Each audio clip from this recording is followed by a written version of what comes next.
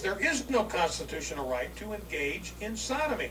Antonin Scalia has made that very clear. It was a felony offense in virtually every state in America over the first 200 years of our existence. There is no constitutional right to engage in the kind of sexual practices that homosexuals engage in. They do not have a right to do that. They don't have a moral right to do it. They don't have an ethical right to do it. They don't have a right to do it according to the laws of nature. And most importantly, they do not have a right to do it according to the laws of God. And beyond that, they do not have a right to do it according to the Constitution of the United States. Do not let anybody tell you that a law can give somebody a right. A law cannot do that. Rights can only come from God. That's the only place that a right can come from. Now, the purpose of a law is not to grant rights, it is to protect rights, and no law can give you a right to do something that is immoral. You can get permission to do something which is immoral, but there is no right to engage in immoral behavior. Put the clock on it now, by the way. How long until the Bryan Fischer sex scandal comes out where he's caught having sex with a man? It happens to all of them. Ted Haggard, I'm pro-family values, caught doing crystal meth with a gay hooker. These guys are all hypocrites. They're all so gay. They just want baby oil and naked men. That's all they want in their lives. But look at this hypocrisy, too. Bryan Fischer's a conservative Republican. Loves small government, small government, small government, small government, small government, unless, of course, it's for private consensual acts between two adults. Then I want as big government as big government can get. I want it right in the bedroom, telling you what you can and cannot do. Oh, don't do that position. That position not allowed. Oh, don't put it in the naughty place.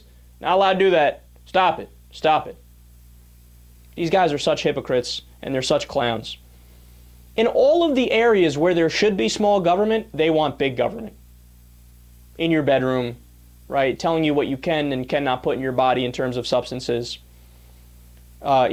Telling you can't do a legal transaction for sex, which, by the way, is the oldest profession known to man, because it's going to happen no matter what. It's always going to happen. Prostitution is always going to exist. And, oh, yeah, if we make it legal, you just reduce the amount of STD transmissions, and you get rid of the fact that it's dangerous because it's on the black market.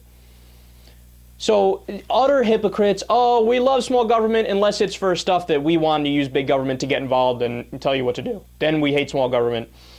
And again, I love the end of his rant there where it's like, yeah, you don't have any right to do it according to the Constitution. Well, that's incorrect because the Constitution, I think it was the due process clause that was interpreted by the Constitution in the ruling Roe v. Wade.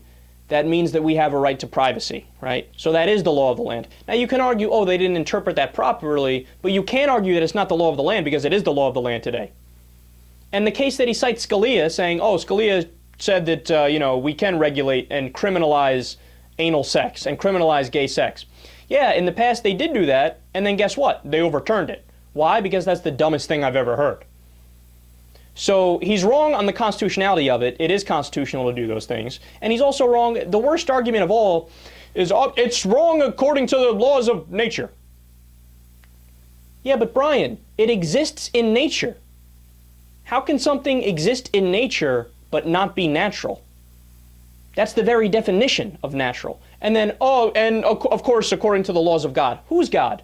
What God? That's the whole thing about God. There's never been proven that a God exists.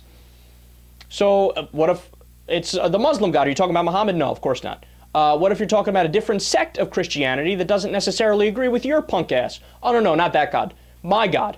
Oh, okay, your God, Bryan Fischer. But wait a second. The Bible says, certain things that you don't even acknowledge. Oh, yeah, no. Okay, so it's my opinion, my interpretation of what God is.